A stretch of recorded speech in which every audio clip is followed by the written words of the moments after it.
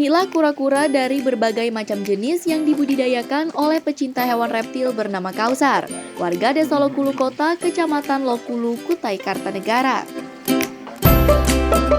Saat ini, Kausar telah berhasil membudidayakan berbagai macam jenis kura-kura lokal hingga luar negeri, dengan jumlah ratusan ekor hewan reptil yang diternakan.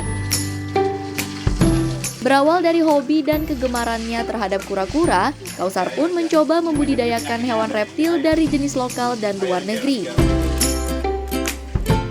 Sejak 2014 lalu, Kausar pun memulai mengumpulkan dan mencari indukan dan anakan kura-kura untuk diternakan. Kemudian di 2015, budidaya kura-kura milik Kausar pun berkembang, dan ia juga membangun sejumlah kolam di belakang pekarangan rumahnya.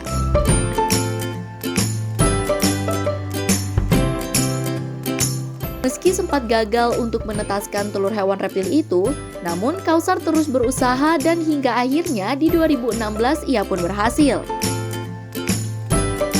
Dengan mengumpulkan indukan kura-kura dari Ambon dan Brazil, Kausar pun berhasil menetaskan telur hewan reptil tersebut.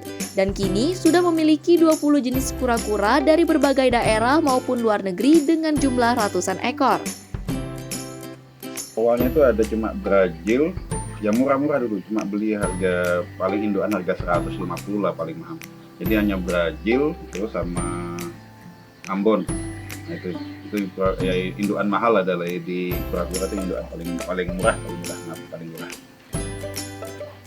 Terus berhasil menetaskan telur dari dua jenis itu, baru mulai merambah ke yang jenis lain. Dari mana tuh, Pak? Untuk mempertahankan kura-kura ini agar bisa berkembang biak dengan baik, Kausar juga menyediakan sejumlah kolam yang berisi air dengan memisahkan antara indukan dan anakan hewan reptil tersebut. Sedangkan dalam perawatannya sendiri sangatlah mudah. Cukup memberikan pakan pelet lele maupun sayuran serta menyediakan kolam pemandian bagi hewan reptil. Kura-kura ini menghasilkan sejumlah telur yang menetas dari berbagai jenis hewan reptil yang dibudidayakan oleh Kausar untuk menghasilkan anakan baru. Meski berhasil menetaskan telur dari indukan kura-kura, namun hal itu juga berpengaruh pada kondisi maupun faktor cuaca yang terkadang tidak menentu saat ini. Selain itu, untuk menetaskan telur kura-kura ini juga harus berhati-hati, pasalnya sering diganggu oleh tikus.